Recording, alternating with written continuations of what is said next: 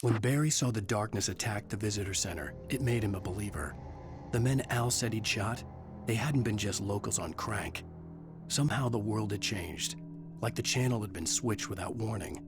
You think you're watching a sitcom, and you're really watching a horror show. When the birds started attacking the cabin, Barry wasn't surprised, just terrified.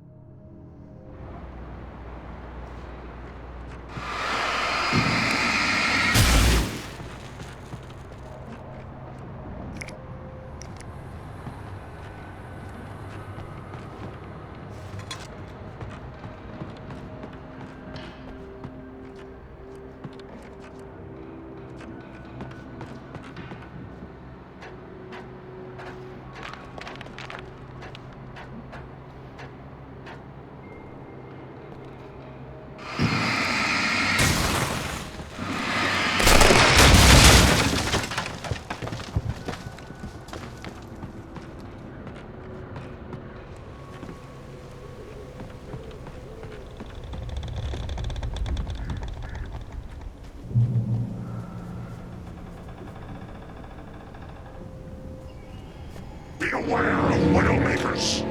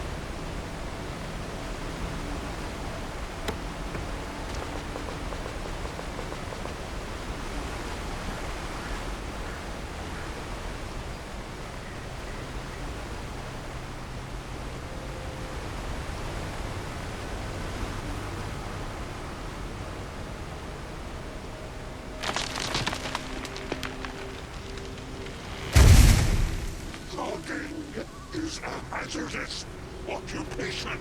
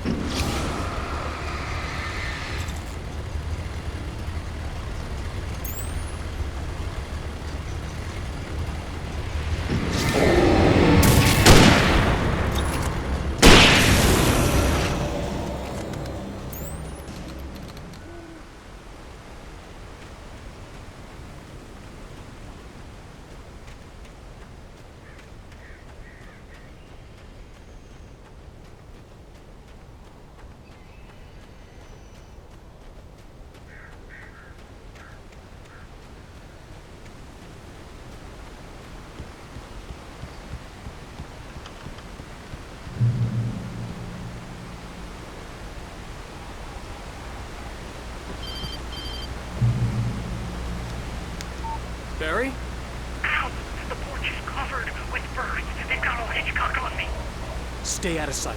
I'm on my way. Don't open the door. What, am I crazy? Stay hidden. I'll be there soon. Just make sure you keep the lights on.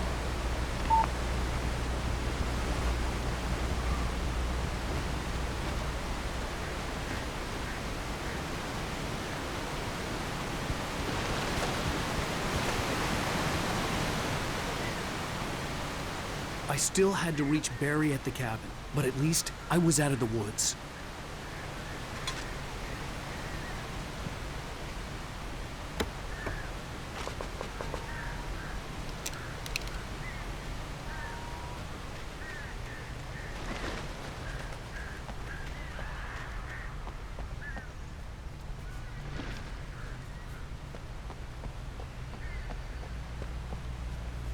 I'd have to get the car from the locked garage. It would get me back to Barry faster, and the headlights were a welcome bonus.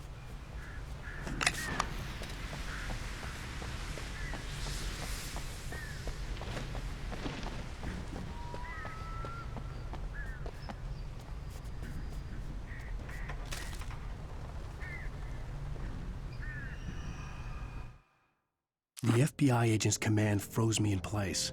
I considered surrender. It was all falling apart anyway. I could give in, let someone else deal with it, but it felt all wrong. Call it instinct, his posture, the way he held the gun. He was no friend. Shots ringing in my ears, I leaped for the hole in the fence and stumbled into the darkness beyond.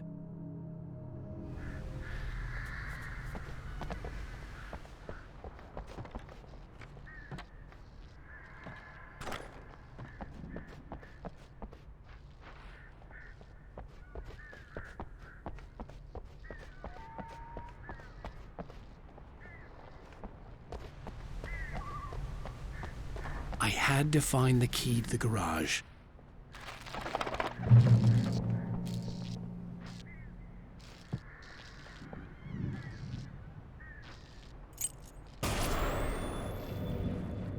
A story is not a machine that does what you tell it.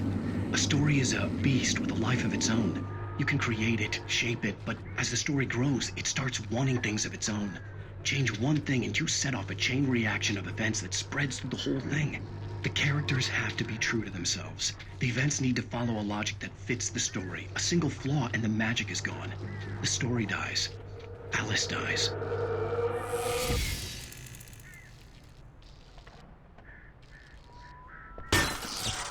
You can learn about nature and yourself.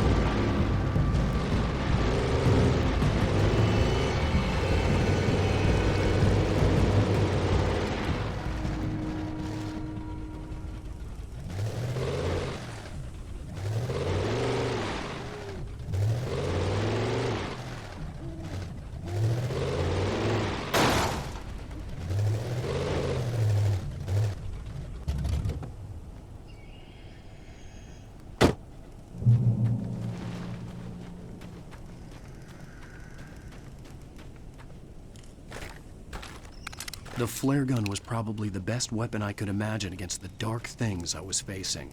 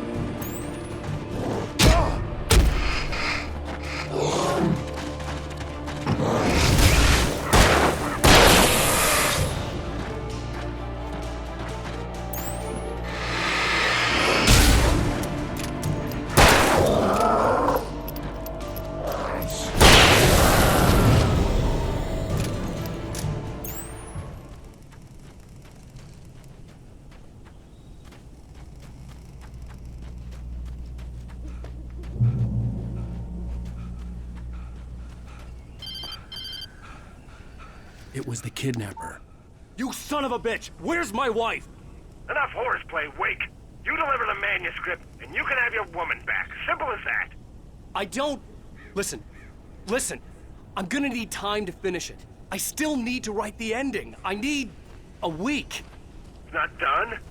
I need a week. 2 days. The old Bright Falls coal mine is nearby. You can find it easy, city boy. The main building, there at noon. You bring the manuscript, you'll get your wife. If not, well, get me? Yes, I get you.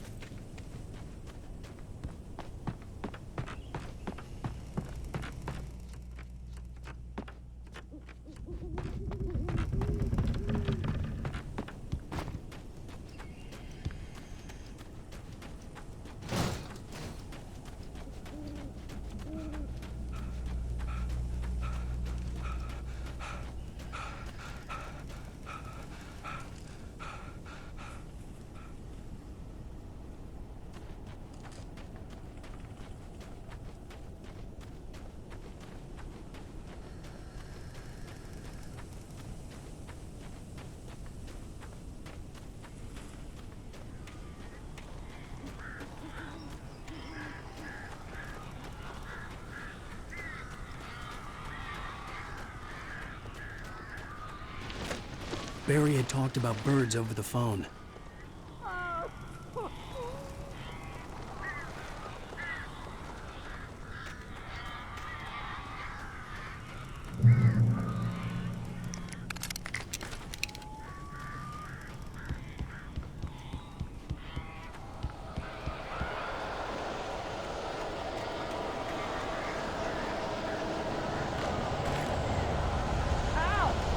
I am so glad you're here. A couple of them got in here before I blocked the chimney.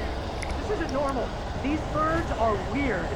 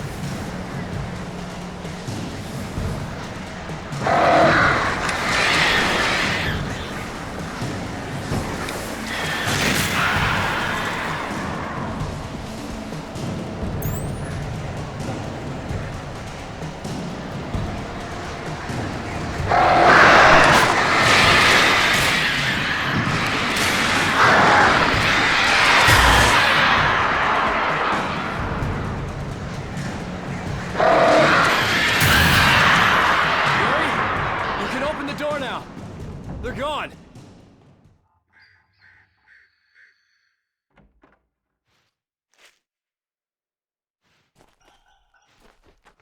Hey, Al.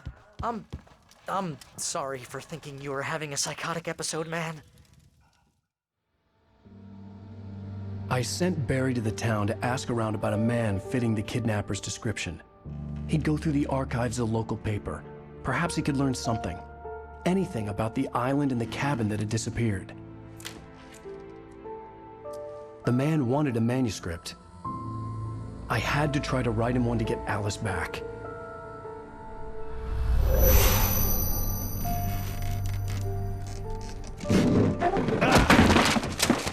For me, the supernatural had always been nothing but a metaphor for the human psyche, a tool to use in writing fiction. Now, it was happening for real, and I couldn't put a single word on paper.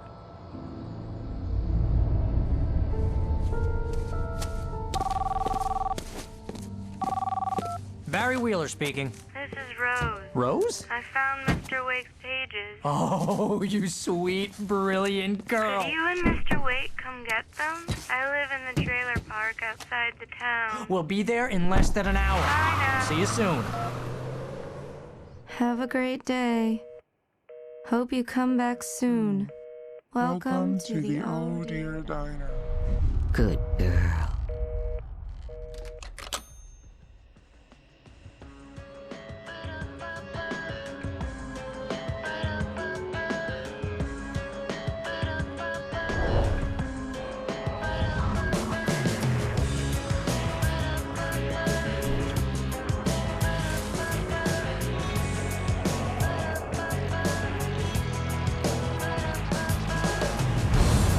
Come here.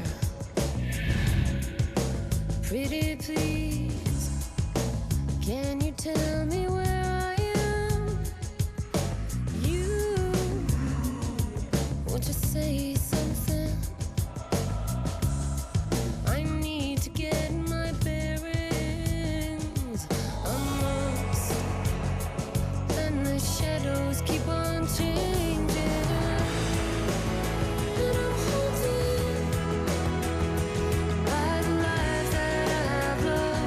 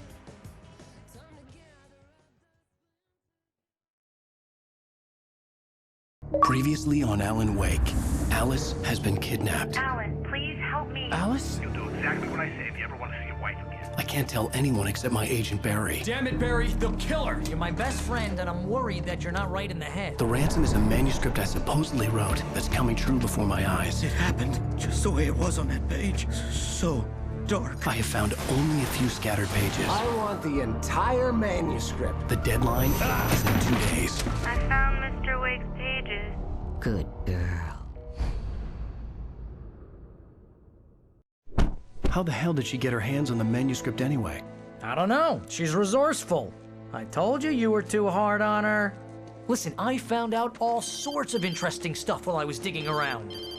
Yeah. Mr. Wake, it's Sheriff Breaker. We have an FBI agent here, Agent Nightingale. FBI? He's anxious to see you. You'd better come to the station. Okay, I'll be right over, Sheriff. Let's make this quick, huh? Help you folks? Name's Randolph. I'm the manager. We're looking for Rose. Works as a waitress down at the diner. Rose, sure. Nice girl. Who wants to know? I'm Alan Wake. The writer, huh? I heard on the radio you were visiting. Well, I'll show you her trailer. That Rose, she's a nice girl. Always pays her rent on time. As I was saying, Al, I found all sorts of weird stuff from the local newspaper's archives. This place is crazy. Disappearances, mysterious deaths, urban legends come true, and get this, most of this stuff takes place around Cauldron Lake. Well, you ain't wrong, mister. The Indians thought the lake was a doorway to the underworld. I'm the God-fearing type myself. I don't hold with that sort of thing. Yeah, okay. Anyway, there was an island there owned by a guy called Thomas Zane. Now, some of the articles I found about him make him out to be a famous writer, but I ran a bunch of searches, couldn't find a single thing he wrote. Zane was heavily into diving, so much so that the place came to be called Diver's Isle. But the volcano under the lake erupted in 1970, and Zane went down with the island. Yeah, how about that? It was there in the morning, as if it had fallen from the sky. But it would take a tornado to lift something like that. We're damn lucky it didn't crush any of the trailers. Come on, mister. I'll take you to Rose's trailer.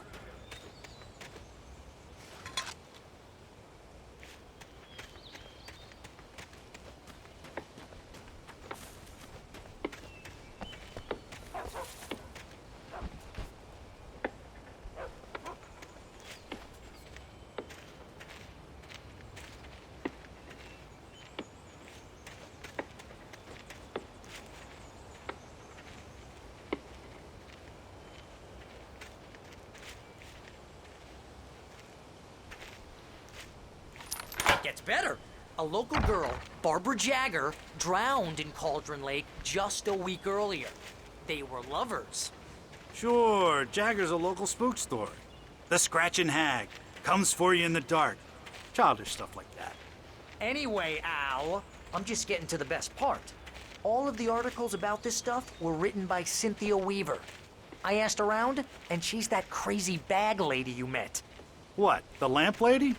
She can be a little loopy, but she's not homeless. Yeah, anyway, she knew both Jagger and Zane before they both died, and she had some kind of a breakdown.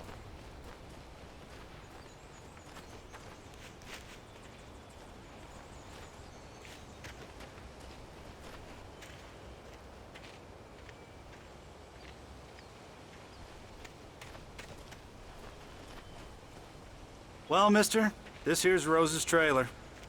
You mind me asking what you want with her? We're just here to talk to her, pal.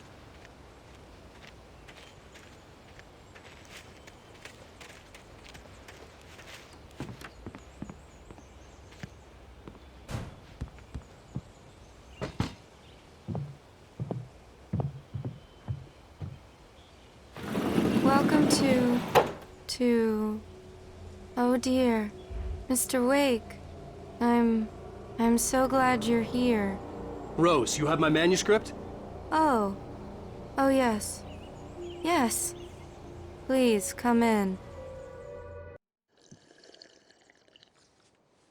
Hey, this is really good.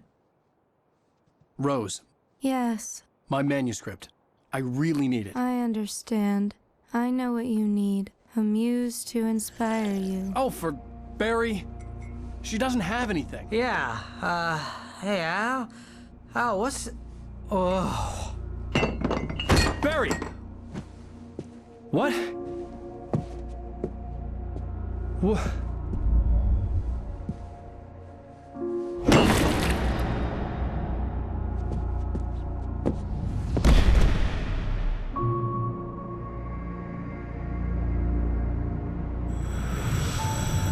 It's coming for you, hiding in my barber's skin. I'm too weak to stop it. You must turn the lights on. I promised I'd come visit you and your lovely wife. You must finish what you started. I insist. You must turn the lights on. Turn the light on. Back to work, boy.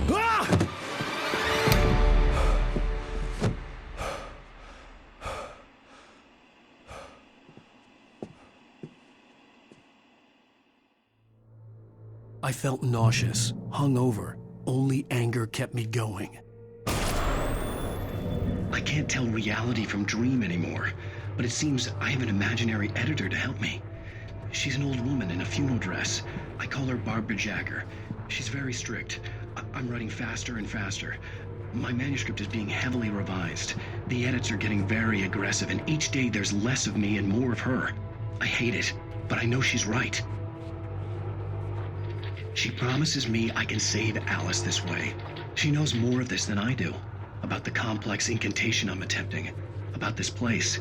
She's worked with another writer under similar circumstances, Thomas Zane. The genre of the story seems to be shifting.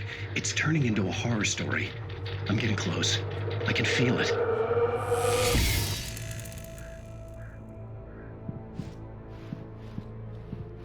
Rose took a day from me. I had less than 12 hours left to meet the kidnapper.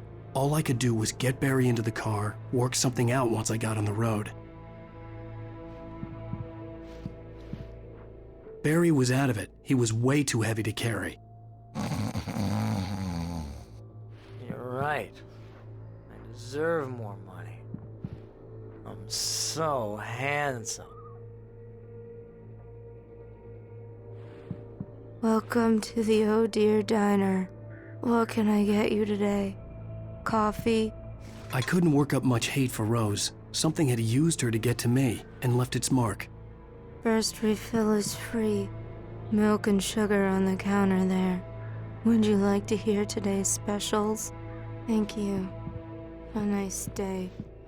Come back soon.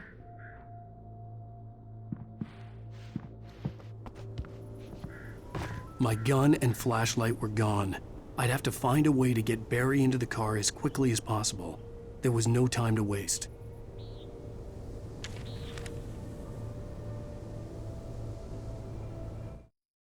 Mr. Randolph liked Rose. That little smile she had. How she was still sweet when life had tried so hard to make her bitter. It wasn't any of his business what she did in her trailer. But those strangers, the writer and his smart-ass sidekick, looked like trouble. And they'd been in there for hours, way past her normal bedtime. He reached for the phone and called the sheriff's station.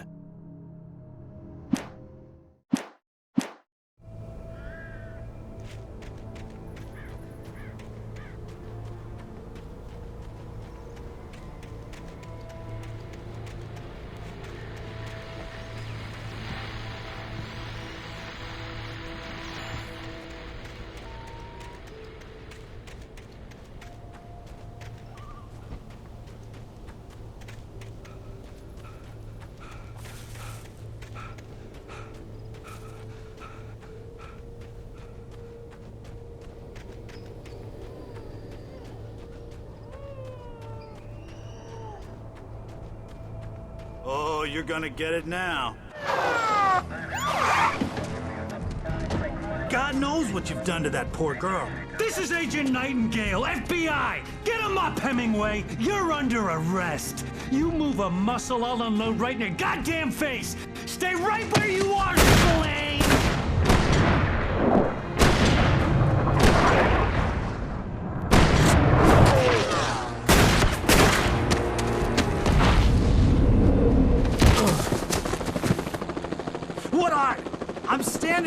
here, you goddamn maniac!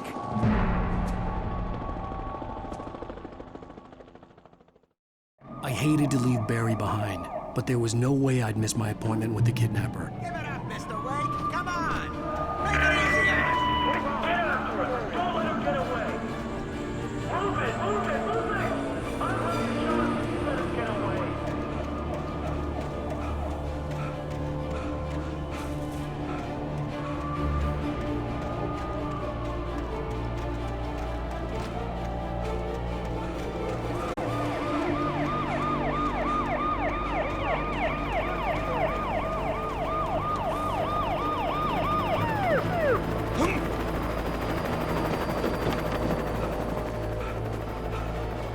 There he is! Freeze! Okay, men. Keep your eyes peeled. He's gonna try to make it through here. Oh, damn.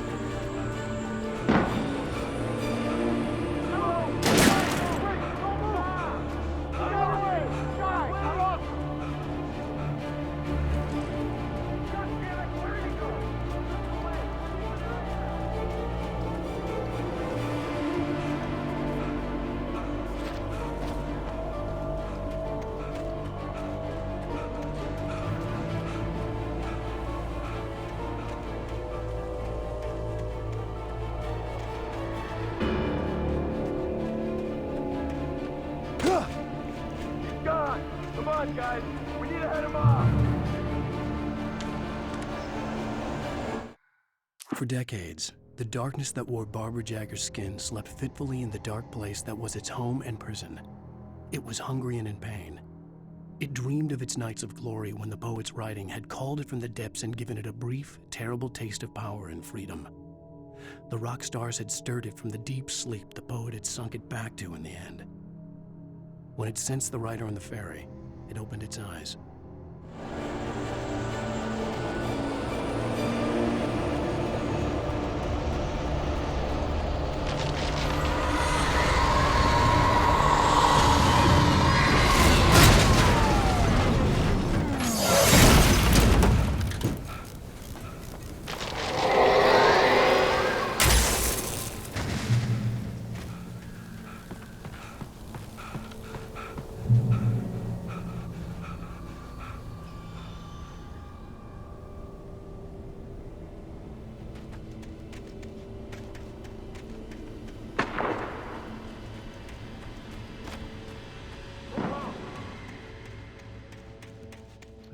Search the area.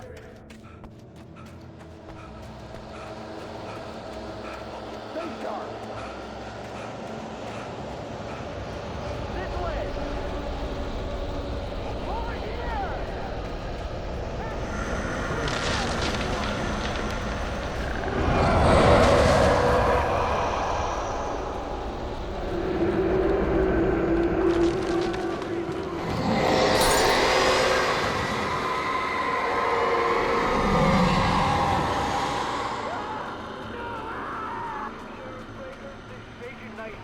I've lost contact with most of the men who were assigned to me. Explain to me. This horror was everywhere I went, circling me. The cops didn't stand a chance. They were after a writer, not a monster.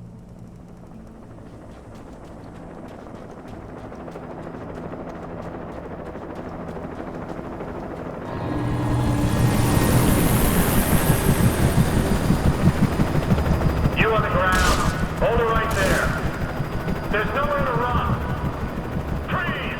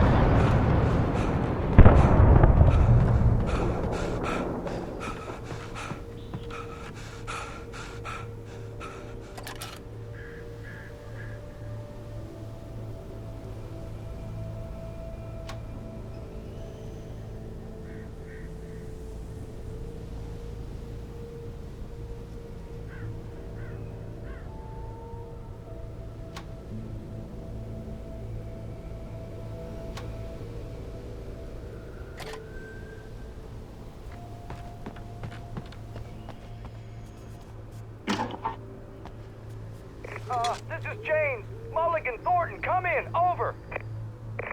Thornton here. James, we got both Wheeler and Rose in custody. They didn't put up a fight or anything. Why, they were... Hey, Mulligan, what are you doing? Come on! Sit down and give me that. Jane, Mulligan here. Over. Go ahead, Mulligan. Over. We got Wheeler and Rose here. Wheeler's drunk or hopped up on something. Speaking of which, that Fed had a pretty distinctive whiff of Otis Scotch about him, you know what I mean. Over. I don't have anything on that, Deputy Mulligan. Over. Well, whatever. Anyway, Rose is just being plain weird here. You better get Doc in and take a look at both. Over. Gotcha. You better get them here quickly. The Fed's gonna want to interview Wheeler. Over. I imagined that the broadcast tower in the distance was part of the local radio station. Maine seemed like a decent guy. Perhaps he could give me directions to the coal mine.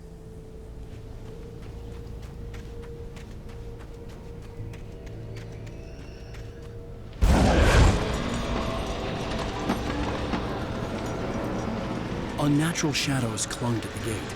The darkness that was after me was trying to stop me. I wouldn't get through without a light.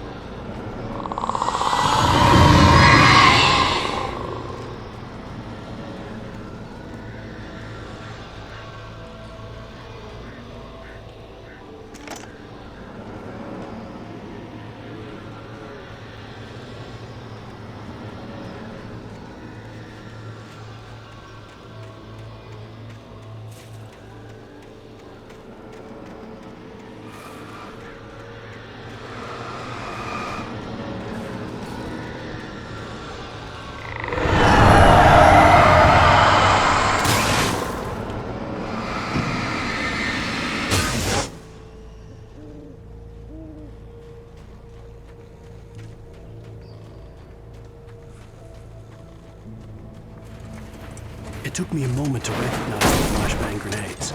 They were an ideal weapon for my situation. Team 1, come in. Over. Team 1, this is Sheriff Breaker. Report. Over. Team 2, come in. I need a report. Over.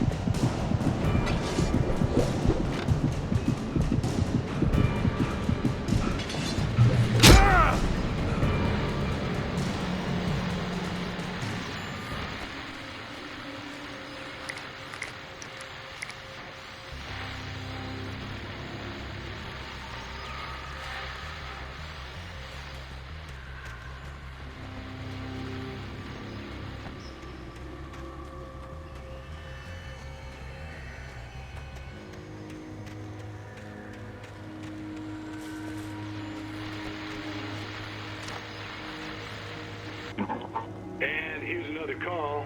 You're on KBF-FM with Pat Maine. It's Milt Peabody, Pat. What's on your mind, Milt? Well, I live near the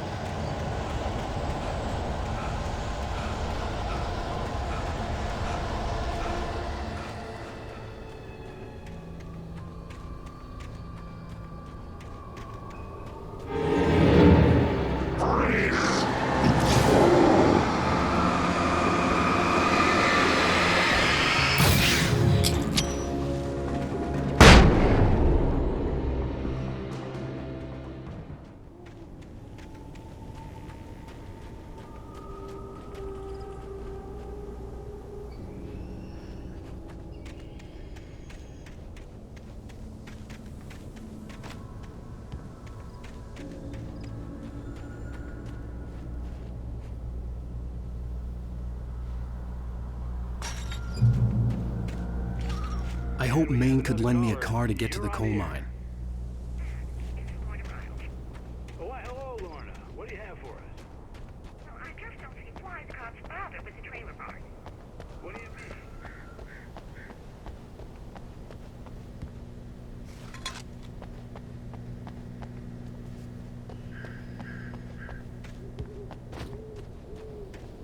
Well, Let the transfer themselves out. I'm sorry, but my granddaddy settled in Bright Falls in 1911.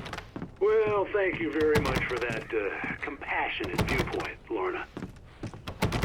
Oh, here's a little surprise. The famous writer Alan Wake just walked in. Folks, I'm going to see if I can talk him into an interview. Come on in. Oh, I'm so glad you could find the time to do this, Mr. Wake. Nowhere to run now, Dan Brown. You back away from me. Don't hurt her. Whoa. Everyone calm down. Put the gun down. We're all friends here, right? Cool your jets, Nightingale. We got him. Judas Priest! What the hell's the matter with you? There's a civilian in there.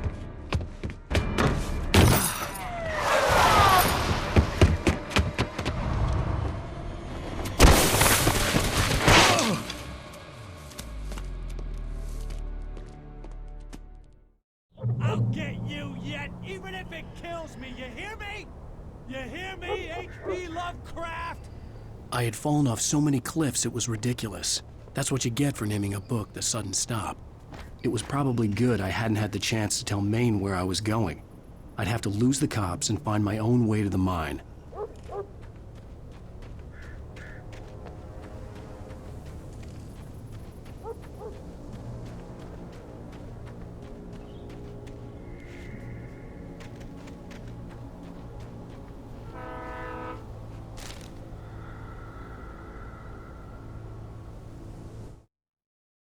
Nightingale stared through the broken studio window into the dark woods. He turned around, started to walk out, but Maine grabbed his arm. "Young man, you almost shot me. You don't shoot off rounds at people like that. What's the matter with you?" Nightingale shook his arm free, marched out. His cheeks burned with rage and humiliation.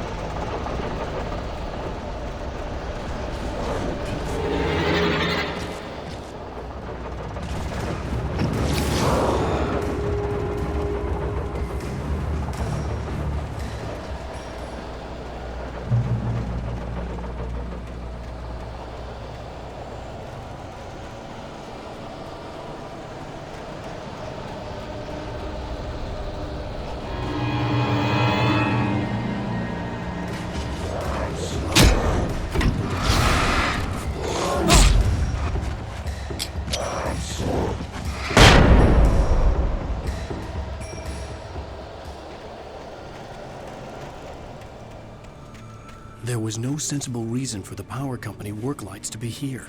It was almost as if they'd been left for someone like me to use.